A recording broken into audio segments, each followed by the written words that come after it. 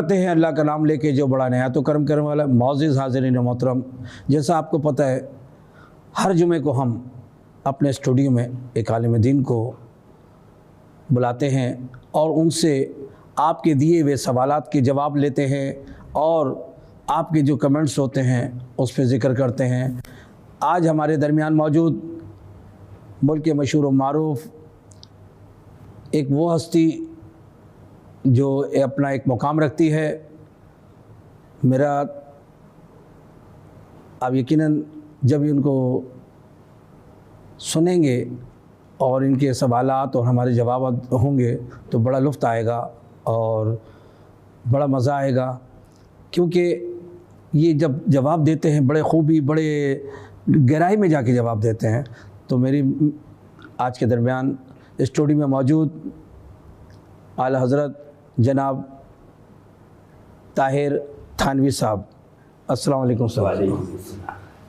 آج صاحب خیریت سے ہیں؟ ٹھیک ہے. میں آپ کا شکر گزار ہوں کہ آپ نے اسٹوڈیو میں ہمیں ٹائم دیا. حضرت یوں تو ہم جمعے کو چاہتے ہیں کہ اچھا سے اچھا کوئی مطلب ہے کہ کر سکے، مگر جتنے سوالات اتنے ہوتے ہیں ہم انہی کا جواب دیتے ہیں جو سمجھتے ہیں کہ ہم اس کا جواب دے سکیں گے اور شارٹ آ سکے. تو سب سے پہلا سوال ہے حضرت کہ یہ قرآن میں ذکر ہے کہ اگر بچی بالغ ہو تو جب نکاح ہونا چاہیے، مگر اکثر پیش دیکھا ہو چھوٹی سی بچی اس کا نکاح کر دیا جاتا. تو یہ شرع میں ہے جائز یا نہیں؟ اس کی ذرا تفصیل بتائیے. شریعت اسلامیہ میں ہر چیز کے اصول وضع کر دیے گئے ہیں، اور اسی طرح نکاح کے متعلق بھی کہ بچے کی کیا عمر ہونی چاہیے جی، اور لڑکی کی کیا عمر ہونی چاہیے. عام طور پر 12 سے 14 سال کے درمیان لڑکی جو ہے وہ بالغ ہو جاتی ہے جی، اور اسی طرح 15 سے 18 سال کے درمیان لڑکے جو ہے وہ بلوغت کی عمر کو پہنچ جاتے ہیں. اگر کوئی ایسی سچویشن ہے کہ ابھی لڑکی بالغ نہیں ہوئی ہے جی، تو شریعت اسلامیہ میں اس کا ایک طریقہ کار رکھا گیا ہے، جی، اور وہ طریقہ کار یہ ہے کہ جو لڑکی کا ولی ہے، یعنی اگر اس کا باپ حیات ہے تو وہ، اور اگر باپ حیات نہیں ہے تو اس کا بھائی یا اس کا ماموں یا اس کا چچا، جو بھی اس کا ولی ہے جو حیات ہے اور موجود ہے، وہ اس کی طرف سے لڑکی کا نکاح منعقد کرے گا. لیکن اس میں ایک شرط یہ ہوتی ہے کہ جب بالغ ہونے پر لڑکی کی رخصتی کی جائے گی تو اس وقت یہ لڑکی کو اختیار ہے کہ وہ چاہے تو اس نکاح کو باقی رکھے اور اس کے اوپر ہاں کر دے کہ ہاں میرے ولی نے جو میرا نکاح کیا تھا میں اس نکاح کو باقی رکھتی ہوں اور اس نکاح کی رخصتی کے اوپر میں رضامند ہوں. تو یہ اس کو اختیار ہے. اور اگر وہ چاہے کہ نہیں میں تو اس جگہ شادی نہیں کرتی، میں اپنی مرضی سے جہاں میری رضا ہوگی میں وہاں پہ شادی کروں گی، تو وہ لڑکی پھر اس نکاح کو منسوخ کر سکتی ہے اور کسی بھی دوسری جگہ اپنی مرضی سے شادی کر سکتی ہے. بلوغت سے پہلے نکاح نہیں ہوتا، ظاہر ہے کہ وہ ایک فطرت میں بھی نہیں ہے. لیکن بالغ ہونے کے بعد یہ اختیار لڑکے اور لڑکی کے پاس ہوتا ہے کہ آیا ولی نے یعنی ان کے ماں باپ نے یا چچا ماموں نے جنہوں نے اس رشتے کو کیا تھا، اس رشتے کو وہ اگر چاہے تو باقی رکھے اور چاہے تو وہ اپنی مرضی سے دوسری جگہ نکاح کر سکتے ہیں اور اس نکاح کو ختم کر سکتے ہیں. اچھا، تو اس میں کوئی عدت کی نہیں ہے؟ کوئی نہیں، وہ نکاح ہے ہوا ہی نہیں، وہ ایسا یہ ہے جیسے نکاح ہوا ہی نہیں ہے. حضرت بہت خوب، بہت خوب. ناظرین دیکھا جواب. ناظرین حضرت ایک سوال اور ہے کہ اکثر پیش کوئی بھی کام کرتے ہیں تو اس میں ایک دم قرآن کی قسم، خدا کی قسم، اللہ کی قسم اور میرے باپ کی قسم تو یار یہ کر لے یہ کر لے، تو یہ کیا قرآن میں صحیح ہے؟ یہ غلط ہے یہ کہ جو قسمیں کھا لینا 1 منٹ کے اندر، جہاں یہ چیز لے جائیں اللہ کی قسم بڑا اچھا ہوگا۔ دیکھیے قرآن کریم کے اندر بھی آپ کو جگہ جگہ صورتوں میں قسم کے الفاظ ملیں گے کہ اللہ تعالیٰ نے صورتوں کے اندر قسم کھایا ہے، والتین والزیتون خطون، قسم ہے تین کی اور قسم ہے زیتون کی، والعصر ان الانسان لفی خسر، قسم ہے زمانے کی۔ تو اللہ تعالیٰ نے بھی جگہ جگہ پہ قسم کھایا۔ دوسری بات یہ ہے کہ قسم ہمیشہ اس چیز کی کھائی جاتی ہے جو عظمت والی چیز ہوتی ہے۔ آپ سر کی قسم کھاتے ہیں، ماں باپ کی قسم کھاتے ہیں، حالانکہ ماں باپ کی قسم کھانا جائز نہیں ہے، لیکن میں ایک بات بتا رہا ہوں کہ کبھی انسان جو ہے وہ پیروں کی قسم نہیں کھاتا، کبھی ہاتھوں کی قسم نہیں کھاتا، جو عظمت والی چیز ہے سر کی قسم کھاتا ہے۔ اسی طرح اللہ تعالیٰ نے بھی جب قسم کھائی ہے تو وہ کھائی ہے آسمانوں کی، زمینوں کی اور دوسری عظمت والی چیزوں کی، زمانے کی قسم کھائی ہے۔ اچھا، اللہ تعالیٰ کے قسم کھانے میں اور ہمارے قسم کھانے میں ایک فرق ہے۔ ہم قسم اس لیے کھاتے ہیں کہ سامنے والے کو اس بات کا یقین دلا دے کہ میں جو بات کہہ رہا ہوں وہ صحیح ہے، وہ سچ ہے۔ لیکن ہم کبھی کبھی جھوٹی باتوں پہ بھی قسم کھا لیتے ہیں۔ ہمیں کپڑا بیچنا ہے، ہمیں کوئی سامان بیچنا ہے، ہمیں کوئی کمپیوٹر بیچنا ہے، ہم جھوٹی قسم کھا دیتے ہیں کہ فلانے کی قسم، قرآن کی قسم، اللہ کی قسم۔ قسم کھانا جو ہے وہ دراصل جس چیز کی آپ قسم کھا رہے ہیں اس کو آپ شاہد اور گواہ بنا رہے ہیں اپنے ساتھ۔ یعنی اللہ کی قسم آپ کھا کے کہتے ہیں کہ خدا کی قسم یہ گلاس جو ہے یہ فرانس کا بنا ہوا ہے اور اس کی یہ خوبیاں ہے اور اس کی یہ کوالٹی ہے، حالانکہ یہ لالو قید کے اندر بنا ہوا ہے۔ تو آپ اگر قسم کھائیں گے اور جھوٹ بولیں گے، پاکستان کی چیز کو اور فرانس کی چیز ظاہر کریں گے، اس کا مطلب یہ ہے کہ آپ نے اپنی بات کے اندر اپنے ساتھ جو بات آپ نے جھوٹ کہی اس میں آپ نے اللہ کو شریک کر دیا۔ اسی لیے کبھی بھی غلط بات کے اوپر قسم نہیں کھانی چاہیے، اور ویسے بھی عام طور پر کسی بھی بات میں بلا وجہ بار بار قسم نہیں کھانی چاہیے کہ چھوٹی چھوٹی باتوں پہ قسم کھانے لگے، اس کی قسم اس کی قسم، بلکہ کہیں پر اگر بہت زیادہ ضروری ہو اور یہ سمجھا جائے کہ میرے قسم کھانے سے یہ معاملہ جو ہے، مثلا دو میاں بیوی کے درمیان جو ہے وہ لڑائی اور جھگڑا ہو رہا ہے اور آپ سمجھتے ہیں کہ آپ جانتے ہیں کہ اس کے اندر ایک فریق جو ہے وہ حق کے اوپر ہے، تو آپ اس کو قسم کھا کر اللہ کی یا اللہ کے کلام کی قسم کھا کر آپ یقین دلا سکتے ہیں کہ یہ بات جو میں کہہ رہا ہوں یہ صحیح ہے اور یہ فلانا آدمی یہ جو فریق ہے یہ حق کے اوپر ہے۔ اس لیے تو آپ کر سکتے ہیں، لیکن آپ چھوٹی چھوٹی باتوں کے اوپر قسم کھانا یہ صحیح نہیں ہے اور قسم کھانی نہیں چاہیے، اور سوائے اللہ کے اور اللہ کے کلام کے اس کے علاوہ اور کسی کی قسم کھانا بھی درست نہیں۔ مفتی صاحب ایک اور سوال ہے کہ شب قدر پہ اکثر بچے اور بچے کیا یا تو بڑے بھی پٹاخے چھوڑتے ہیں، تو یہ کیا روایت میں ہے، جائز ہے یہ ہمارے مذہب میں؟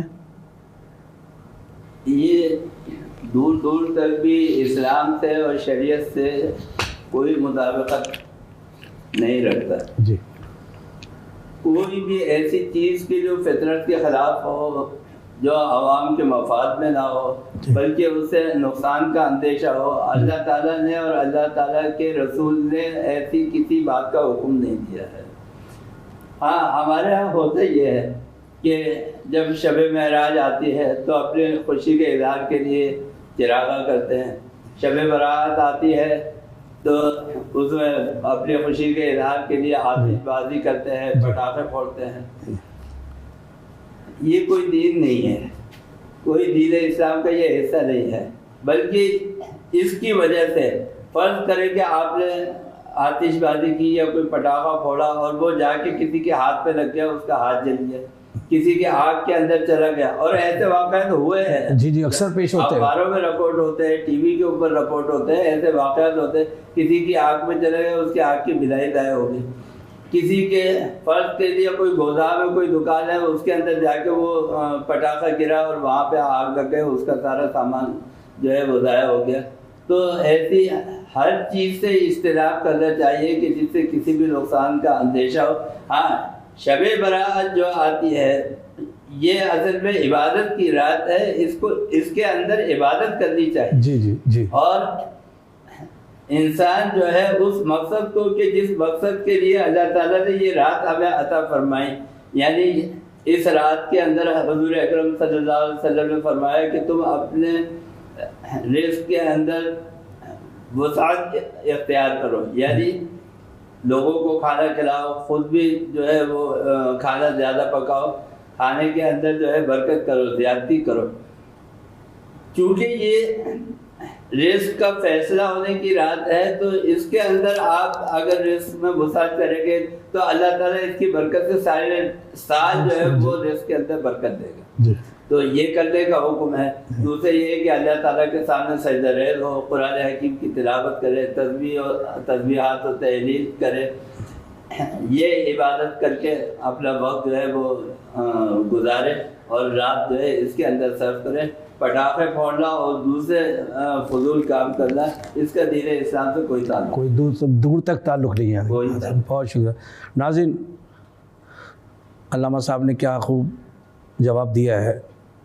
حضرت دوسرا سوال ہے میرا کہ انسان جب مر جاتا ہے, قبر میں اس کو لحد میں جب اتارا جاتا ہے, تو آپ نے دیکھا ہوگا کہ پانی بھی ڈالا جاتا ہے, کیوڑا بھی ڈالا جاتا ہے, اور ایک عہد نامہ دے دیا جاتا ہے اس کے, یعنی کہ کمر پہ اوپر یا کہیں بھی عہد نامہ رکھا جاتا ہے, بولتے جی عہد نامہ ضرور رکھنا ہے.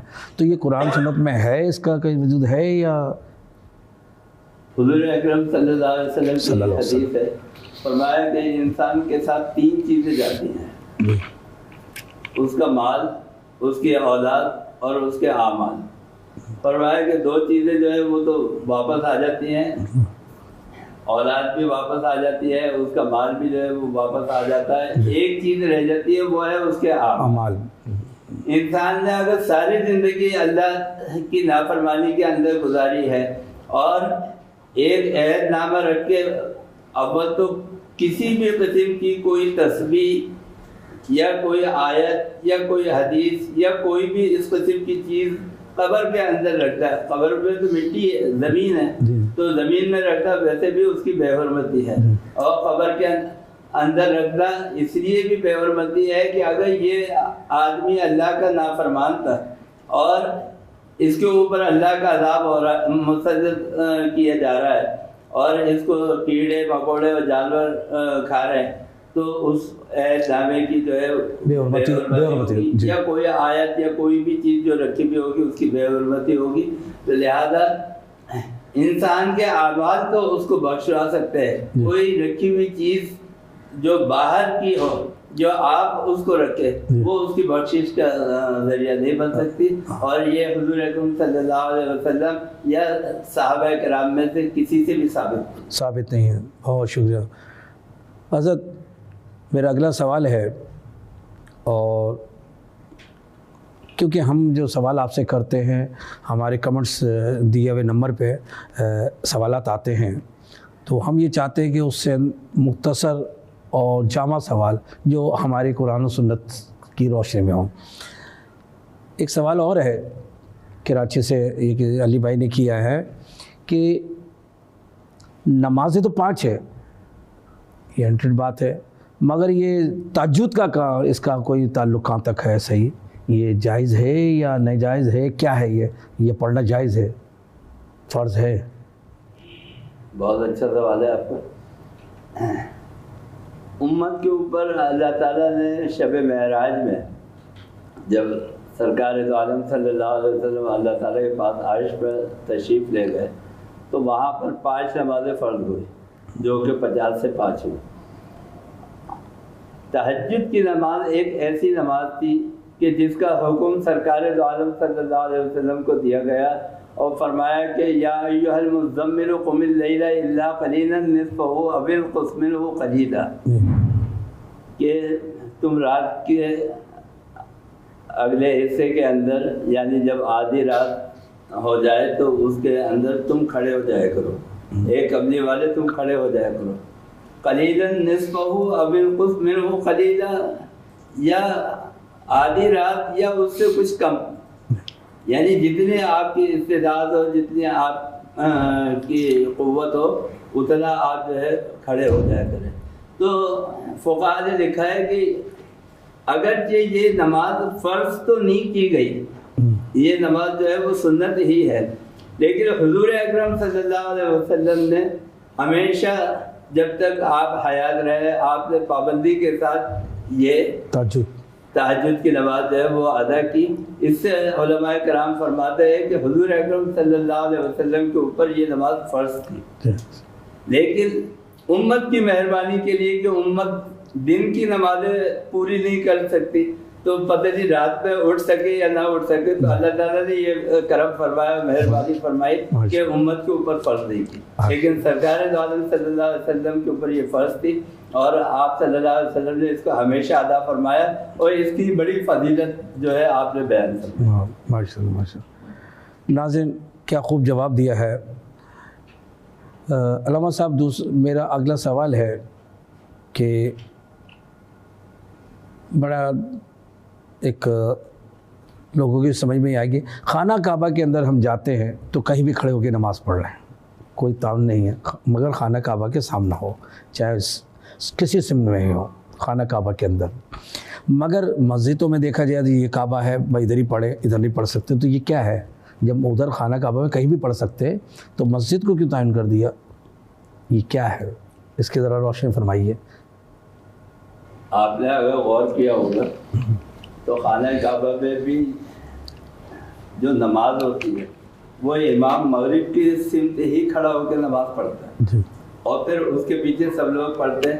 اب چونکہ خانہ کعبہ بنا ہوا اس طرح ہے کہ ظاہر بات ہے جب لوگ کھڑے ہوں گے اور وہاں پر چونکہ وہ جگہ ہے، اصل میں خانہ کعبہ جو ہے وہ مطاف ہے، یعنی طواف کی جگہ ہے، چونکہ وہاں پہ ہزاروں لاکھوں لوگ جمع ہوتے ہیں اور نماز کا وقت ہو جاتا ہے، تو اب اتنا وقت نہیں ہوتا کہ آپ کہیں اور جائیں، تو اسی لیے اس کو بیت اللہ قرار دے دیا گیا، مسجد قرار دے دیا گیا۔ اصل میں وہ مطاف ہے، یعنی طواف کرنے کی جگہ ہے، یعنی اللہ کے گھر کا طواف کیا جاتا ہے۔ بے شک بے شک۔ تو جب نماز کا وقت ہوتا ہے تو امام جو ہے وہ مغرب کی سمت کے اوپر کھڑا ہو کے نماز پڑھاتا ہے، اور اس کے بعد اس کے پیچھے لوگ کھڑے ہوتے ہیں، اور پھر چونکہ خانہ کعبہ ایک مطاف کی شکل کا ہے، یعنی گول دائرے میں لوگ وہاں جمع ہوتے ہیں، تو اس لیے لوگ جو ہے پھر وہ